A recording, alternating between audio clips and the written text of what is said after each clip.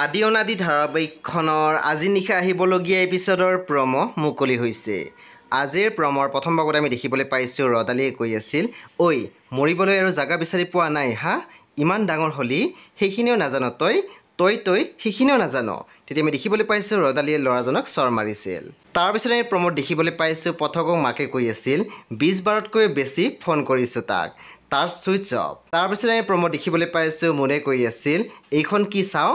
তেতিয়া দেৱিকাই মাত দিছিল আইতাৰক পঢ়ি শুনা মুন, তেওঁ হয়তো পাহৰি গৈছে এইখন কি।